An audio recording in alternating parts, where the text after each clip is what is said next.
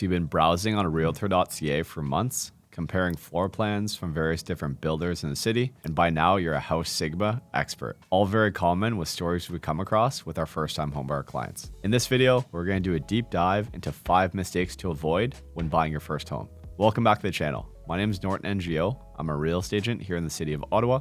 If you find this video valuable or learn anything new, all I can ask is you hit that thumbs up button and subscribe to this growing channel. If you have any questions on the market, you can book a call directly with me through the first link in the description. Let's get into it. Mistake number 1, not getting pre-approved and not working with a reputable mortgage professional. The financial side of the purchase is pivotal. It's a foundation of the real estate transaction and one of the more complex and arguably intimidating elements for buyers, yet in some cases, it can be overlooked. On the mortgage side, as a prospective buyer, you want to be working with a true professional, whether that be on the broker channel or a mobile mortgage specialist at your bank. This individual should actively be doing business, as mortgage files are very complex and specific to the client, definitely not cookie cutter. Once gathering the documents for a mortgage application, such as pay stubs, job letters, bank statements, and credit score, arguably this professional knows more about you and your family than most people in this life do. So I truly am of the opinion, work with somebody that you trust. Have that gut instinct that they are the one and actively has files across their desk, because this consultation sets the stage for the rest of the transaction. Mistake number 2, not establishing the finances before viewing homes. I often give the analogy, it's like going to the mall to Christmas shop for your family's gifts, but having absolutely zero clue what the max on your Visa card is. Now, with that said, I'm not saying it's wrong to be earlier in the process, curious, and you're dropping in on open houses to familiarize yourself with the neighborhoods. What I'm more referencing is not establishing your preliminary budget and your finances, and then you're viewing homes anyways, and actually liking the home and potentially either being disappointed that you're not able to move forward and potentially offer on it without the finances that are established, but even worse, potentially putting yourself in a risky and vulnerable situation.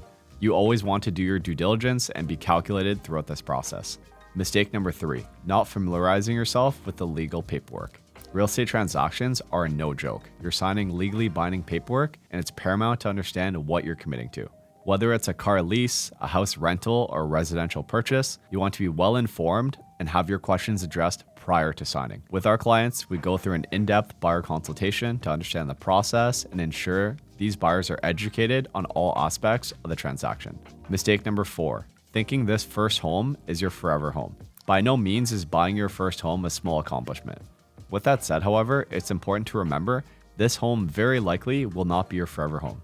Whether that be needing more space because of additions to the household, job needs, or location, for example, remember that this first home truly is a stepping stone for you as a homeowner and to build, ultimately climb that real estate ladder. The reality is, this first home very likely won't be exactly like the home that you and your parents grew up in. Real estate prices have certainly increased since your parents purchased, so it's truly important to build your list and criteria in terms of what you as a first-time homebuyer prioritize in this first home, and remain open-minded in terms of this home may not check every single box, but finding a happy median between what you are willing to compromise in.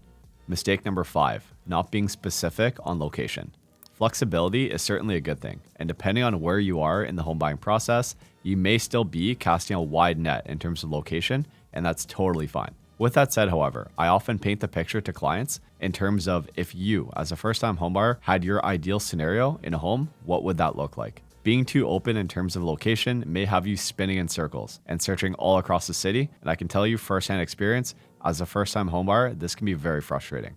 So I strongly advise, identify your list of needs, wants, priorities, and certainly your non-negotiables in a home, and this will help you tailor your search. And that wraps up our top 5 mistakes to avoid when buying your first home. Thanks so much for watching, and see you next time.